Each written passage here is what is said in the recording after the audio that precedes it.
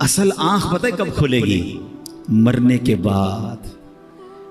ہم جب انسان دنیا سے جاتا ہے نا تو رشتہ دار پتہ ہے کیا کہتے ہیں کہ میت نے پیچھے کیا چھوڑا ہے، فرشتے پتہ ہے کیا کہتے ہیں، میت نے آگے کیا بھیجا ہے۔ اصل مرنے کے بعد پتہ چلے گا کہ اصل دنیا تو وہ تھی، میں نے آخرت کے لیے کیا تیاری کی۔ کئی لوگ بس دنیا کی پلاننگ بناتے بناتے، ابھی توبہ نہیں بعد میں کر لوں گا، بس اگلی رمضان کو توبہ کر لوں گا، بس یہ کاروبار سیٹ ہو جائے پھر گناہ چھوڑ دوں گا، پھر میں شراب چھوڑ دوں گا، پھر میں برے کام چھوڑ دوں گا، اور اسی انتظار میں دنیا سے چلے جاتے ہیں۔ فرمایا موت آئے گی تو بیدار ہو جائیں گے مگر پھر کر کچھ نہیں سکیں گے۔ اے میرے پیارے اسلامی بھائیو، اللہ کریم قرآن مجید میں ارشاد فرماتا ہے وَابْتَغِ فِي مَا آتَاكَ اللَّهُ الدَّارَ الْآخِرَةَ، اور جو مال تجھے اللہ نے دیا ہے اس کے ذریعے آخرت کا گھر طلب کر۔ کتنی پیاری بات ہے، جو کچھ اللہ پاک نے عطا کیا ہے اس سے کیا طلب کرنا ہے؟ آخرت طلب کرنی ہے۔ اب اللہ نے کیا دیا ہے؟ ہاتھ دیے ہیں، ان ہاتھوں سے کیا حاصل کرنا ہے؟ آخرت حاصل کرنی ہے، مگر ان ہاتھوں سے گناہ کر کے اللہ کو ناراض کر رہے ہیں۔ اللہ نے آنکھیں دی ہیں، ان آنکھوں سے اللہ کو راضی کر کے اچھے کام کر کے آخرت طلب کرنی ہے، مگر یہی آنکھیں حرام دیکھ کر اللہ کو ناراضی والے کام کیے جا رہے ہیں۔ یہ کان اللہ نے دیے ہیں، ان کانوں سے تلاوت سن کر، اچھی باتیں سن کر آخرت طلب کرنی ہے، مگر ان کانوں سے ہم اللہ کو ناراض کر کے آخرت برباد کر رہے ہیں۔ غور کرتے جائیں، جو کچھ رب نے دیا، قرآن کیا کہہ رہا ہے؟ جو اللہ نے دیا ہے اس سے آخرت طلب کرو، مگر مجھے اور آپ کو جو رب نے دیا، چاہے وہ دولت دی، صحت دی، طاقت دی، اولاد دی، مرتبہ دیا، شہرت دی، جو کچھ دیا وہ رب نے دیا، مگر کیا میں اس سے آخرت طلب کر رہا ہوں یا رب ہی کو ناراض کر رہا ہوں؟ بڑی عجیب کیفیت ہے۔ اے میرے پیارے اسلامی بھائیوں، حضرت سہل بن عبداللہ تستری رحمۃ اللہ تعالی علیہ بہت بڑے اللہ کے ولی ہیں۔ ان کی عادت کریمہ تھی اللہ کی راہ میں بہت خرچ کیا کرتے تھے، جو ہاتھ میں آتا اللہ کی راہ میں دے دیتے۔ تو ان کے گھر والوں کو لگا کہ یہ اتنا خرچ کرتے ہیں تو ایسا نہ ہو سارے ہی خرچ کر دیں، کچھ بچے ہی نہ ان کے پاس۔ تو حضرت عبداللہ ابن مبارک کے پاس گئے کہ حضور ان کو کہیں کہ اتنا خرچ نہ کریں، غریب ہو جائیں گے، خرچ کریں اللہ کی راہ میں مگر اتنا تو خرچ نہ کریں۔ تو عبداللہ ابن مبارک نے ان کو کہا کہ مجھے تمہارے گھر والوں کا پیغام آیا ہے کہ تھوڑا ہلکا ہاتھ رکھو، اتنا اللہ کی راہ میں جو آتا ہے خرچ کر دیتے ہو۔ تو حضرت عبداللہ تستری رحمۃ اللہ تعالی علیہ نے بڑا کمال کا سوال کیا سہل بن عبداللہ تستری نے کہ حضور ایک بات بتائیں، ایک بندے کا ایک مکان ہو، اس کو چھوڑ کے دوسرے مکان میں اس کو شفٹ ہونا ہو، تو کیا پچھلے مکان میں کچھ چھوڑتا ہے وہ، یہ سارا کچھ نکال کے آگے لے جاتا ہے؟ تو فرمایا واقعی مکان شفٹ کرنا ہو تو پہلا مکان تو پورا ہی خالی کر کے جاتا ہے۔ کہ حضرت بس میرا اگلے مکان میں شفٹنگ کا ٹائم آنے والا ہے، میرا آخرت کا سفر قریب ہے، تو میں یہاں کیوں چھوڑ کے جاؤں؟ میں آخرت کے لیے تیاری کر رہا ہوں، میں اگلے مکان کو سجا رہا ہوں۔ اب آپ بھی ذرا غور کریں، کسی کا کرائے کا گھر ہو یا اپنا گھر ہو، چھوڑ کے اگلے گھر میں شفٹ ہونا ہو تو ایک ایک چیز یہاں سے نکال کے لوگ ادھر لے جاتے ہیں۔ بعض اوقات تو وہ بھی لے جاتے ہیں جو نکالنے کا عرف نہیں ہوتا، اگلا آ کے پریشان ہوتا ہے یار پورا گھر ہی خالی کر گئے، یار یہ بھی لے جاؤں وہ بھی لے جاؤں، بس نہیں چلتا ورنہ ٹائلیں بھی نکال کے لے جائیں، میرا ہے نا لے جاؤں آگے، کیونکہ رہنا آگے ہے، اب اس گھر میں نہیں رہنا۔ کاش یہ بات سمجھ آ جائے کہ اس دنیا میں مجھے رہنا نہیں ہے، مجھے اگلی دنیا میں جانا ہے، میرا سفر آگے کا ہے، مگر آگے کی کیا تیاری ہے، اللہ کرے یہ بات سمجھ آ جائے۔ اسی طرح کا ایک واقعہ کہ کس طرح عقل مند لوگ اپنی اگلے سفر کی تیاری کرتے ہیں، اس واقعے سے مزید سمجھ آئے گا۔ ایک شہر میں ایک عجیب سا عرف تھا، عجیب سا اس کا ایک اصول تھا کہ ہر سال وہ اپنا ایک بادشاہ چنتے تھے، مگر اس کا طریقہ یہ تھا کہ جو پہلا دن سال کا ہوتا تھا، شہر کے دروازے میں جو سب سے پہلا بندہ داخل ہوتا تھا ارلی ان دا مارننگ، صبح اس کو پکڑتے تھے اور اپنا بادشاہ بنا دیتے۔ تو ایک اجنبی سا شخص تھا، وہ اس کو پتہ بھی نہیں تھا، وہ شہر میں صبح داخل ہوا، شہر والوں نے پکڑ لیا، مبارک ہو، اس کو ہار وغیرہ پہنایا، کہ خیریت تو ہے؟ کہ آپ کو مبارک ہو، آپ ہمارے بادشاہ بن گئے۔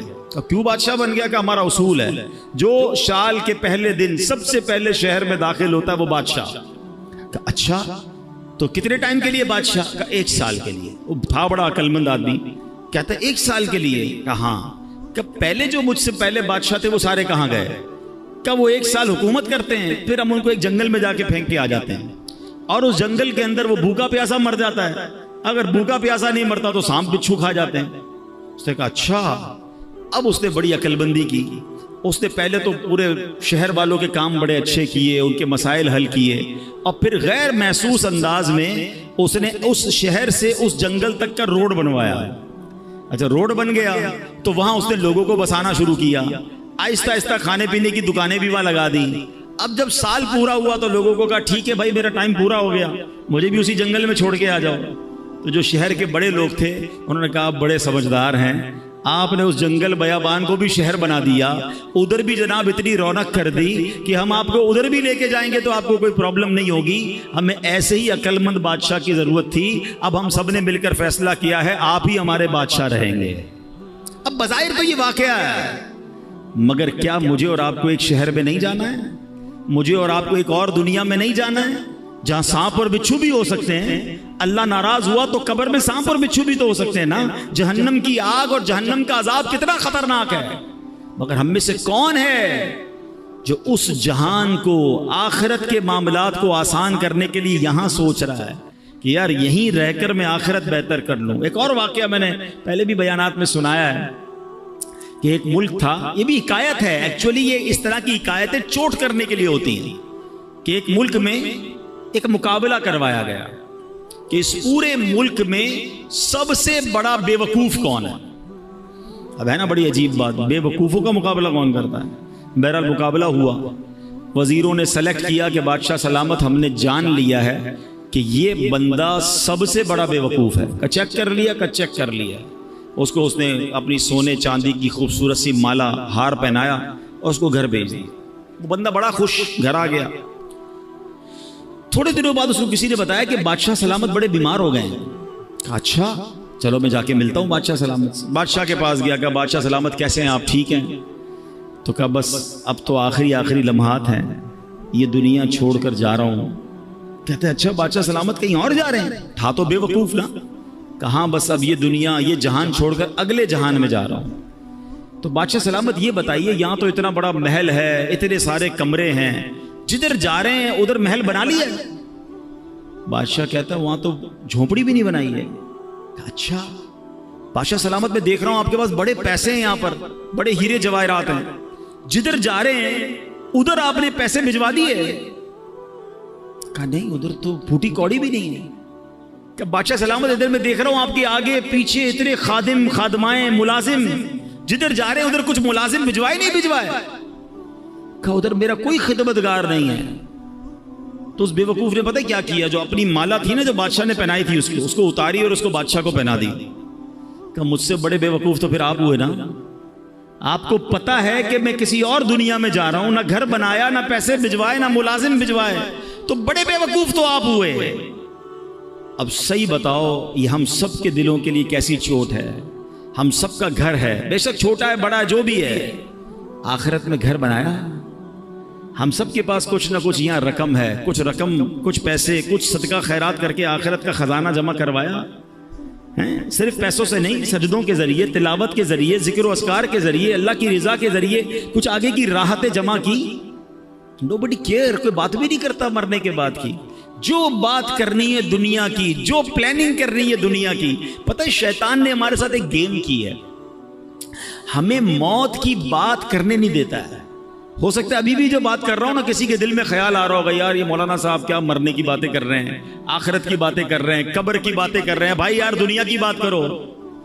کمال ہے یار, میں بات نہیں کروں گا تو آپ مرنے سے بچ جاؤ گے. کیا جنازے اٹھتے نہیں دیکھ رہے؟ اچھا کیا 70-80 سال کے بعد ہی لوگ مر رہے ہیں؟ 15 سال 20 سال 22 سال کے نوجوان بھی دنیا سے جا رہے ہیں. ہماری میری آپ کی باری کب آ جائے ہمیں پتہ ہی نہیں ہے. تو ہم کس چیز کے انتظار میں ہیں, ہم کیوں تیاری نہیں کر رہے؟ تو اے میرے پیارے اسلامی بھائیوں, آج کے اس بیان میں یہ سوچئے کہ مجھے اور آپ کو مرنا ہے, یہ حقیقت ہے, اس سے جی چرایا نہیں جا سکتا. اور وہ زندگی کی تیاری, آخرت کی تیاری مجھے اور آپ کو دنیا میں کرنی ہے. کاش ہمیں یہ بات سمجھ آ جائے کہ خالی ہاتھ لے کر, خالی نامہ اعمال لے کر اگر ہم اللہ کی بارگاہ میں گئے تو پھر کیا جواب دیں گے. اے میرے پیارے اسلامی بھائیوں, آپ کو پتہ ہے کہ جمعے کے خطبے میں ایک بڑی خوبصورت حدیث سنائی جاتی ہے, اور اس حدیث میں بار بار بات یہ کہ ہم سنتے تو ہیں مگر اس کا ترجمہ معلوم نہیں کرتے. اگر معلوم کر لیں سمجھیں تو کتنے خوبصورت میسیجز ہوتے ہیں. اللہ کے حبیب علیہ الصلوۃ والسلام فرماتے ہیں البر لا یبلا والذنب لا ینسا والدیان لا یموت اعمل ما شئت کما تدین تدان. کچھ یاد آ رہا ہے؟ ایسے الفاظ کانوں میں آتے ہیں نا, آتے تو ہیں, ہم تو اس وقت اپنی دکان کا حساب کر رہے ہوتے ہیں, ہمارا تو دھیان کہیں اور ہوتا ہے. ہر جمعے یہ تقریباً حدیث خطبوں میں سنائی جاتی ہے. کیا کمال کی حدیث ہے. البر لا یبلا, نیکی پرانی نہیں ہوتی. والذنب لا ینسا, گناہ بھلایا نہیں جاتا. والدیان لا یموت, جس رب نے انصاف کر رہا ہے اس کو موت نہیں آنی. اعمل ما شئت کما تدین تدان, کر لے جو کرنا ہے, جیسی کرے گا ویسی بھرے گا. ہے نا حدیث سمجھانے والی کہ نیکی پرانی نہیں ہوگی, نیکیاں کرتے رہیے. اچھا گناہ کر کے ہم بھول جاتے ہیں, مگر ہم بھول گئے, کہیں لکھے گئے ہیں, کہیں موجود ہیں, ہمارے نامہ اعمال میں موجود ہیں. ہمارا معاملہ ہی الٹا ہے. ہمارے بزرگان دین ایک زندگی میں غلطی ہو جاتی ساری زندگی اسے یاد کر کے روتے. ہمارے ہزاروں گناہ ہیں, ہمیں یاد ہی نہیں ہیں, ہمیں اپنی نیکیاں یاد ہیں. کبھی کبھی جناب تہجد پڑھ لیں تو ایسا لگتا ہے میں تو پکا ہی جنتی ہو گیا. آج تو 5 ٹائم جماعت سے نماز پڑھی ہے, کمال ہو گیا. ایک نیکی کر کر پھولے نہیں سماتے, ہزاروں گناہ کیے وہ بھول گئے. یاد رکھیے گا حدیث کے الفاظ ہے گناہ بھلایا نہیں جاتا, توبہ کرنی ہوگی, اللہ کو راضی کرنا ہوگا. اور اگلا جو پارٹ ہے نا اعمل ما شئت کما, کر لے جو کرنا ہے. تدین تدان, کیا ہوگا جیسی کرے گا ویسی بھرے گا. کبھی آپ نے دیکھا ہے کہ کوئی بندہ اپنے گھر میں آم کا پودا لگائے اور لوگوں سے کہ حضرت دعا کر دے سیب نکل آئے, تو لوگ کیا کہیں گے بھائی پودا آم کا لگایا, نکلنا بھی آم ہی ہے, وہ بھی دعا کرو نکل آئے. کراچی میں تو وہ بھی نہیں نکلتا, شجرکاری کیا کرو بھائی, ٹھیک ہے نا. لیکن آم کے پودے میں سیب نہیں نکلتا, یہ سمجھ آتا ہے. گناہوں والی زندگی کے بعد جنت کی امید رکھ کے بیٹھے ہیں. کام اللہ کو ناراض کرنے والے کرنے ہیں, نمازیں ہماری قضا ہو رہی ہیں اور ہم امید لگائے بیٹھے ہیں کہ قبر جنت کا باغ بنے گی. خود سوچے نا, کریں گے جیسی ویسی بھریں گے نا, جیسا بوئیں گے ویسا کاٹیں گے. تو آج ہمیں یہ پتا چلا قرآن و حدیث کی روشنی میں کہ مجھے اور آپ کو بنایا کیوں گیا ہے, میری اور آپ کی پیدائش کا مقصد کیا ہے. ایک امانت ہے جو انسان نے قبول کی ہے, ایکسپٹ کی ہے, اور وہ اللہ کو راضی کرنے والے کام ہیں. وہ نمازیں ہیں, وہ عبادتیں ہیں, وہ حرام کاموں سے بچنا ہے. تو اے میرے پیارے اسلامی بھائیوں, کاش ہم یہ بات سمجھ جائیں. نبی پاک علیہ الصلوۃ والسلام کی حدیث پاک ہے, فرمایا حیرت ہے, انتہائی حیرت ہے اس پر جو ہمیشہ کے گھر کو مانتا ہے پھر بھی دھوکے کے گھر یعنی دنیا کے گھر کے لیے محنتوں میں مصروف ہے. معلوم ہے کہ حقیقت والا گھر دوسرا ہے, مگر یہ دنیا کے گھر اور یہی کے لیے مصروف ہے. پیارے آقا فرماتے حیرت ہے اس کے لیے. کاش یہ بات ہمیں سمجھ آ جائے. اے میرے پیارے اسلامی بھائیوں, تو آئیے نیکوکار بن جائیے. اتنی ساری روایتیں, واقعات, سب کچھ ہمیں جھنجھوڑ کر کہہ رہے ہیں کہ اے بندے, یہ دنیا آخرت کے لیے وقف ہے, دنیا آخرت کی کھیتی ہے. آج جو بوئے گا وہی آخرت میں کاٹے گا. ہمیں چاہیے کہ آج اور ابھی سے اپنی زندگی کے مقصد کو سمجھیں, اپنی زندگی کو اس عارضی فانی چند روزہ دنیا کے لیے نہیں بلکہ آخرت کے لیے وقف کر دیں. دنیا میں رہ کر دنیا نہیں بلکہ آخرت کمانے کا سلسلہ شروع کر دیں. کیا خوبصورت اشعار امیر اہل سنت ہمیں ایک طرح سے جھنجھوڑتے ہوئے بھی کہہ رہے ہیں کہ دل سے میرے دنیا کی محبت نہیں جاتی, دل سے میرے دنیا کی محبت نہیں جاتی. سرکار گناہوں کی بھی عادت نہیں جاتی, دن رات مسلسل ہے گناہوں کا تسلسل. آقا کچھ تم ہی کرو نا, یہ نحوست نہیں جاتی. گو پیش نظر قبر کا پرہول گھڑا ہے, افسوس مگر پھر بھی یہ غفلت نہیں جاتی. اے میرے پیارے اسلامی بھائیوں, اگر نیک بننے کا ذہن بن گیا ہے نا, اللہ کو راضی کرنے والی زندگی گزارنی ہے, تو آج کے دور کی عظیم علمی اور روحانی شخصیت امیر اہل سنت مولانا محمد الیاس عطار قادری صاحب نے ایک بڑا پیارا رسالہ نیک اعمال کا رسالہ ہمیں عطا کیا ہے. نیک اعمال کے رسالے سے پابندی سے اپنے اعمال کا جائزہ لیجئے۔ نبی پاک علیہ الصلوۃ والسلام نے حضرت ابو ذر غفاری رضی اللہ تعالیٰ عنہ سے ارشاد فرمایا، اے ابو ذر، آدمی اس وقت تک متقی نہیں بن سکتا جب تک اپنے اعمال کا جائزہ اتنی سختی سے نہ کرے جتنی سختی سے کوئی شخص اپنے کاروباری شریک سے حساب کرتا ہے۔ اس کا فائدہ یہ ہوگا کہ اسے معلوم ہو جائے گا کہ اس کے کھانے پینے اور پہننے کی چیزیں حلال کی ہیں یا حرام کی۔ کسی پارٹنر سے کیسا حساب کرتے ہیں؟ نہیں یہ میرے تھے، یہ آپ کے نہیں تھے، ہمارا یہ طے ہوا تھا، یہ تو میرا پروفٹ ہے۔ فرمایا اپنے اعمال کا حساب بھی ایسے ہی لے کہ یہ کرنا تھا یا نہیں کرنا تھا، یہ میں نے کیوں کیا یا میں نے کیوں نہیں کیا۔ کاش اس طرح اپنے اعمال کا حساب لینے کی ہمیں عادت پڑ جائے۔ آج کے اس پرفتن دور میں دعوت اسلامی کا ماحول ہے کہ نیکوں کے ساتھ رہ کر ہم بھی نیک بن سکتے ہیں، ان کے ساتھ رہ کر ہمیں بھی آخرت کا خیال آتا رہے گا اور ہم اپنی آخرت کی زندگی کی بھی تیاری کریں گے۔ اے میرے پیارے اسلامی بھائیوں، آج میں نے دو عظیم ہستیوں کا بھی ذکر کرنا ہے۔ 21 محرم الحرام کو عظیم صحابی رسول، عاشق مصطفیٰ، مؤذن رسول حضرت بلال رضی اللہ تعالیٰ عنہ کا یوم وصال ہے۔ آپ سابق الاسلام ہیں، یعنی ابتدا ہی میں آپ نے اسلام قبول کر لیا تھا اور غلامی سے آزادی نصیب ہونے کے بعد سے لے کر پیارے آقا علیہ الصلوۃ والسلام کے وصال ظاہری تک حضرت بلال نبی پاک کی بارگاہ میں حاضر رہے، نبی پاک کے مالی معاملات کو بھی دیکھتے تھے۔ پیارے آقا علیہ الصلوۃ والسلام سبحان اللہ نبی پاک کے وصال کے بعد حضرت بلال ملک شام تشریف لے گئے اور آخر تک وہیں رہے۔ حضرت بلال کے تو بہت سارے واقعات ہیں، مگر ایک بڑا خوبصورت واقعہ یہ ہے کہ پیارے آقا ان سے کتنی محبت فرماتے کہ ان کا مالک جو تھا، ان کا آقا جو تھا، کیونکہ آپ غلام تھے، حبشہ کے تھے، حبشہ جس کو آج ہم ایتھوپیا کہتے ہیں، ٹھیک ہے، اور افریقن تھے۔ تو ہوا یہ کہ وہ جو آقا تھا امیہ، وہ حضرت بلال پر بڑی سختی کرتا تھا، اور آپ مسلمان ہو گئے تھے تو آپ کو مکے کی ریت پر، ریگستان پر لٹا کر پتھر سینے پر رکھتا تھا اور کہتا تھا اے بلال اللہ کا انکار کر دو، اور آپ کہتے میں مر جاؤں گا مگر اللہ کا انکار نہیں۔ وہ بہت مارتا تھا۔ حضرت ابوبکر صدیق قریب سے گزرتے تھے، دیکھتے تھے کہ یہ امیہ بڑا زیادتی کرتا ہے، نبی پاک کو بھی بڑا دکھ ہوتا تھا۔ ایک بار حضرت ابوبکر صدیق امیہ بن خلف کے پاس پہنچے، کہا بتاؤ بلال کتنے میں دو گے؟ وہاں غلام کی خرید و فروخت ہوتی تھی۔ اب ذرا سمجھیے گا، اس زمانے میں مثال کے طور پہ ایک غلام کی قیمت 1000 روپے تھی یا 1000 درہم یا دینار، تو امیہ نے کہا میں 3000 میں دوں گا، پیسے بڑھا کر بتائے۔ حضرت ابوبکر صدیق نے کہا مجھے منظور ہے، کہا نہیں 4000 میں دوں گا، کہا مجھے منظور ہے، کہا 5000 میں دوں گا، کہا مجھے منظور ہے۔ وہ پیسے بڑھاتا رہا، حضرت ابوبکر صدیق اس کو اوکے کرتے رہے، آخر کار ایک بڑی تگڑی رقم پر حضرت بلال کو انہوں نے خرید لیا۔ تو امیہ کہتا ہے اے ابوبکر رضی اللہ تعالیٰ عنہ، تمہارے کاروبار کے تو بڑے چرچے سنے ہیں، تم تو بڑے کاروباری ہو، سودا بڑا کس کے بڑا جانچ کے لیتے ہو، تم نے ایک حبشی غلام کو اتنا مہنگا خرید لیا۔ سیدنا ابوبکر صدیق کے وہ تاریخی الفاظ سنے، وہ کہتے تمہیں کیا معلوم بلال کی قیمت کیا ہے؟ اے امیہ تو اگر اس سے بھی زیادہ مانگتا میں اس سے زیادہ تجھے رقم دیتا۔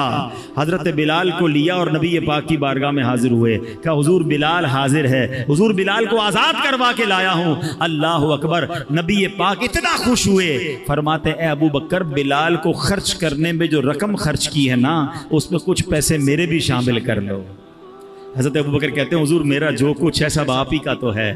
اللہ اکبر، ایسے بلال ہیں جن کو نبی پاک سے کتنی محبت اور سرکار دو عالم علیہ الصلوۃ والسلام کو ان سے کتنی محبت ہے، سبحان اللہ۔ حضرت سیدنا ابراہیم بن ادھم رحمۃ اللہ تعالی علیہ، یہ بہت بڑے اللہ کے ولی، اور یہ بعد میں بلخ شہر کے بادشاہ بھی بن گئے، مگر جب یہ خود ایک زمانے میں بادشاہ تھے، توبہ کر کے تو یہ انہوں نے بادشاہ چھوڑ دی، مگر یہ پہلے بلخ شہر کے بادشاہ تھے، بہت امیر زادے تھے۔ تو ہوا یہ کہ ایک مرتبہ کسی نے آپ سے پوچھا کہ علی جان یہ آپ کی زندگی میں انقلاب کیسے آیا؟ آپ تو بڑے بادشاہ تھے اور اب توبہ کر لی اور اب آپ ایک بالکل عام انسان کی زندگی بسر کرتے ہیں۔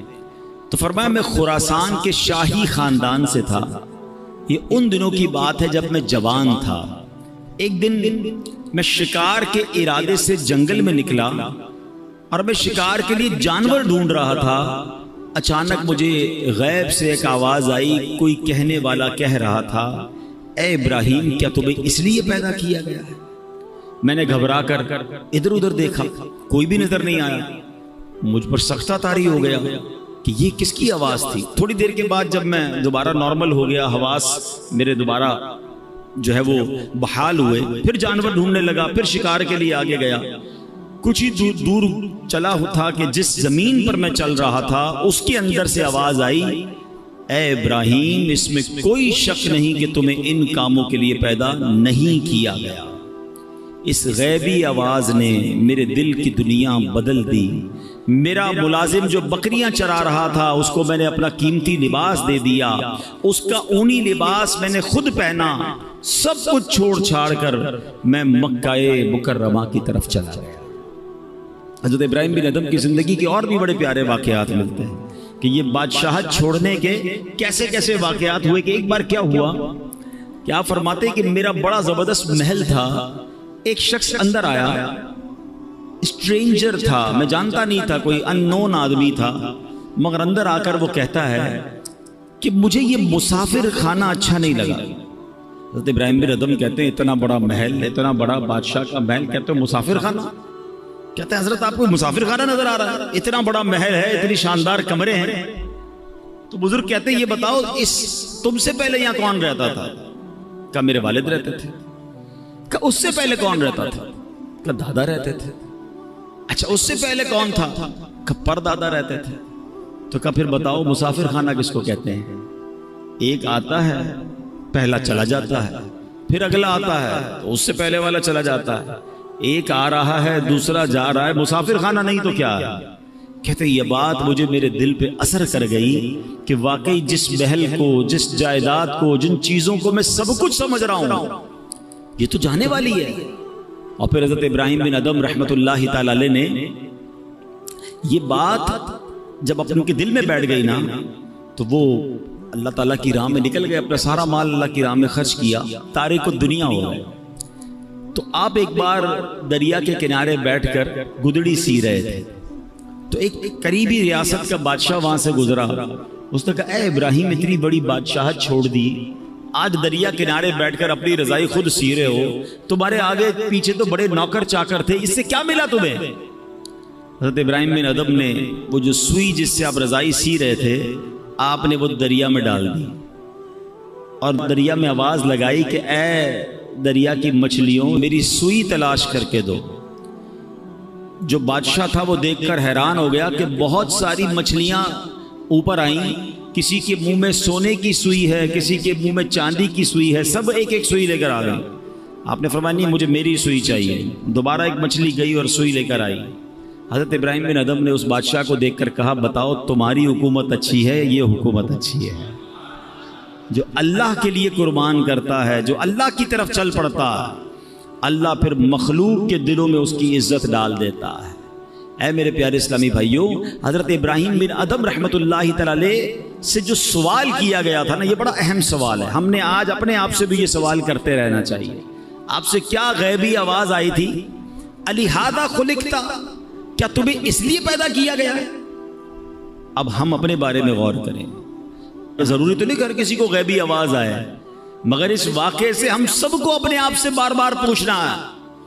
ہم جب موبائل استعمال کرتے ہیں اور جو کچھ دیکھ رہے ہیں تو کاش دل سے یہ سوال آئے کیا میں اس کام کے لیے پیدا کیا گیا ہوں جو میں کر رہا ہوں؟ اپنے آپ سے پوچھیں نا۔ اسی طرح ہم کچھ پڑھ رہے ہیں، کیا پڑھ رہے ہیں؟ یہ پڑھنے سے فائدہ ہوگا یا رب ناراض ہوگا؟ یہ پڑھنے والی چیز ہے بھی کہ نہیں؟ کاش اپنے آپ سے سوال کرے کیا جو میں کر رہا ہوں اسی لیے مجھے پیدا کیا گیا ہے؟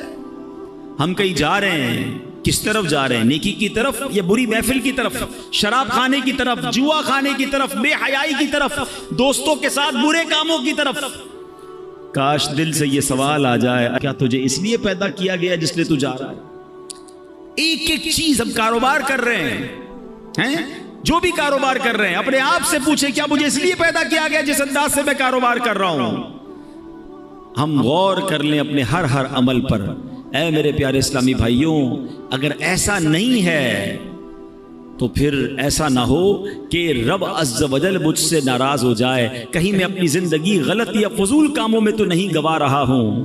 شاعر لکھتے ہیں کچھ مقصد حیات ضروری ہے دوستوں، کچھ مقصد حیات ضروری ہے دوستوں، کہنا یہ دل کی بات ضروری ہے دوستوں، جو فکر آخرت میں گزاری وہ مکمل، ورنہ تو یہ حیات ادھوری ہے دوستوں۔ کس کام میں زندگی گزر رہی ہے؟ ایک بات یاد رکھیے، ہم میں سے کوئی یہاں 15 سال، کوئی 20 سال، کوئی 30، کوئی 50، کوئی 60 سال کا بھائی بیٹھا ہے، لیکن غور کیجئے، کبھی ہم نے غور کیا، معلوم کرنے کی کوشش کی مجھے دنیا میں بھیجا کیوں گیا ہے؟ ہر چیز کے بنانے کا ایک ریزن ہے نا۔ آپ کے کئیوں کے سر پہ ٹوپی ہے، ٹوپی کیوں بنائی؟ سر کو ڈھانپنے کے لیے۔ لباس ہے، کیوں بنا؟ کپڑے پہننے کے لیے۔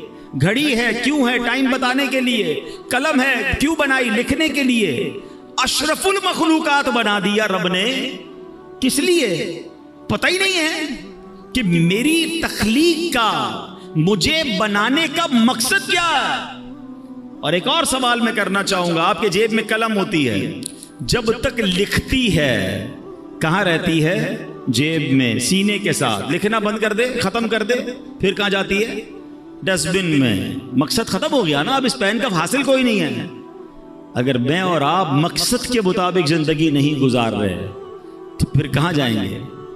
غور کیجئے نا، ایک طرف تو اشرف المخلوقات میں کہا جا رہا ہے، مگر یہی بندہ جس مقصد کے لیے سے بنایا گیا، اول تو کئیوں کو مقصد ہی نہیں پتا، اور اگر معلوم ہے تو کیا زندگی اس مقصد کے تحت گزر رہی ہے؟